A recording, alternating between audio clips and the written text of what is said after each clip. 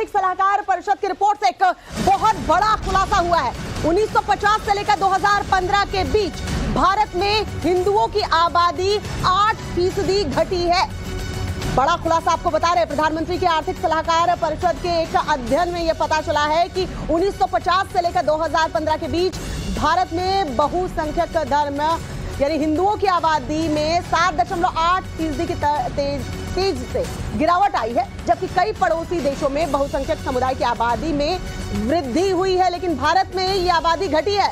अध्ययन के मुताबिक इस अवधि की अगर बात करें तो भारत में बहुसंख्यक यानी हिंदू आबादी सिमटती जा रही है, जबकि मुस्लिम, ईसाई, बौद्ध और सिखों सहित अल्पसंख्यकों की आबादी जो है वो बढ़ी है। सर्टेन ड्यूरेशन की बात करी जा रही है। 1950 से लेकर 2015 तक हिंदुओं की आबादी घटी है, बाकी समुदायों की बात करें तो उसमें वृद्धि देखने को मिली है। दूसरी ओर जैन और पारसियों की संख्या में कमी आई है। अमित मालवीय ने ये सोशल मीडिया पर पोस्ट किया है, जिसमें देखिए तमाम जो ये डेटा है वो दिया गया है। Share of Hindu shrunk 7.8%। ये वो आबादी 1950 से लेकर 2015 तक भारत में हिंदुओं की आबादी कम हुई है। ये डेटा देखिए 1950 से लेकर 2015 तक का है। और मुस्लिम पॉपुलेशन बढ़ा है, कितना 43% बढ़ा है। अमित मालवीय का ये सोशल मीडिया पोस्ट जो है वो बेस्ड है, ये 1950 से लेकर 2015 तक जो अध्ययन किया गया है उसमें ये डेटा सामने आया है, जो बता रहा है कि हिंदुओं की आबादी भारत में कम हुई है। लगभग 8% आबादी जो है वो कम हुई है। तो 1950 से लेकर 2015 के बीच में बहुसंख्यक है यानी जो हिंदू हैं वो उनकी संख्या कम हुई है, और अगर इनसे तुलना किए जाए अल्पसंख्यकों की या दूसरे समुदाय की तो उनकी आबादी में वृद्धि देखने को मिली है। ये एक अध्ययन से पता चला है, जिसको लेकर अमित मालवीय ने सोशल मीडिया अकाउंट पर पोस्ट किया है। जो पोस्ट भी हम एक तरफ आपको दिखा रहे हैं कि ये 1950 से लेकर 2015 तक के आंकड़े बताए जा रहे हैं, यानी जो स्टडी की गई है, जो रिसर्च किया गया है, उसके मुताबिक ये बातें सामने आई हैं। रविकांत हमारे सहयोगी इस वक्त हमारे साथ जुड़ चुके हैं फोन लाइन पर। रविकांत, ये बहुत बड़ी जानकारी 1950 से लेकर 2015 तक, कहां ये डेटा कैसे सामने आया है, कैसे अध्ययन किया गया है, क्या जानकारी इसको लेकर मिल रही है? हिंदुओं की आबादी में 8% गिरावट देखने को मिली है।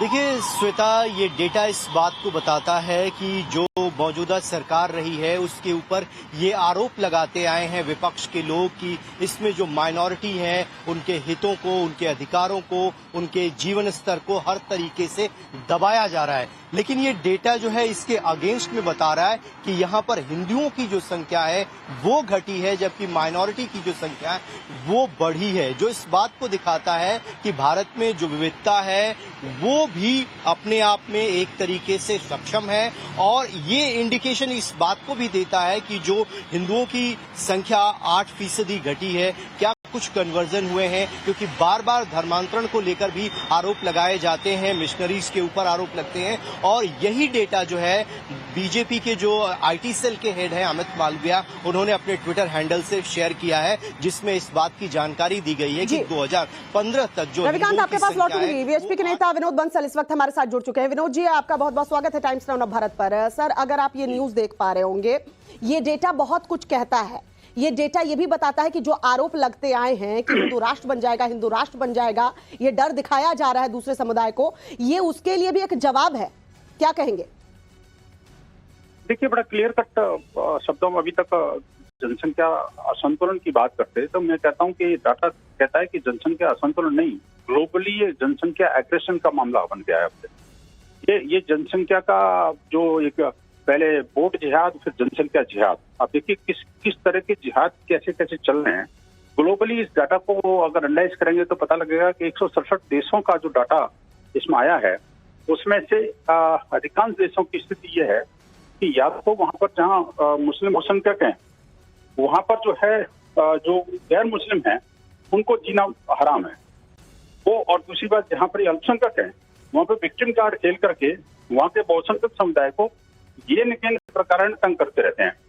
और आप देखिए इसका शिकार सिर्फ भारत ही नहीं है, नेपाल, भूटान, म्यांमार, ऐसे कई कंट्रीज हैं जिनकी लगातार उनकी डेमोग्राफी बदल रही है, बढ़ रही है उनकी, और इधर हिंदुओं की, बौद्धों की, जैनों की और पारसियों की, इनकी सबकी जनसंख्या कम होती चली जा रही है।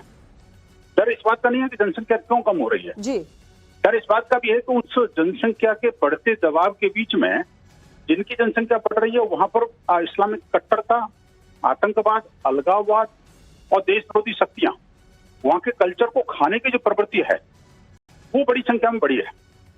दुनिया का कोई भी देश देख लीजिए, चाहे वेस्टर्न कंट्रीज को देख लीजिए या अरबिक कंट्रीज को देख लीजिए या ये जो एशियन कंट्रीज को देख लीजिए, सब जगह की स्थिति कमोबेश वही है कि जहां ये कम है थोड़े से, तो वहां विक्टिम कार्ड खेल करके और उनको प्रताड़ित करते रहते हैं। लेकिन विनोद जी, ये तो दूसरे देशों की बात कर ले, लेकिन अगर हम भारत के परिप्रेक्ष्य में अगर बात करें तो यहाँ दूसरे समुदाय की जनसंख्या बढ़ी है, इसमें हिस्सेदारी भी उनकी बढ़ी है, जाहिर सी बात है सुविधाएं भी मिल रही है, और यही वजह है कि भारत सेफ प्लेस है उनके लिए। बावजूद इसके राजनीति होती है, उन्हीं को डराया धमकाया जाता है और कहा जाता है कि भारत हिंदू राष्ट्र कल बन जाएगा, इसीलिए आप वोट करें। तो इस राजनीति पर क्या कहेंगे?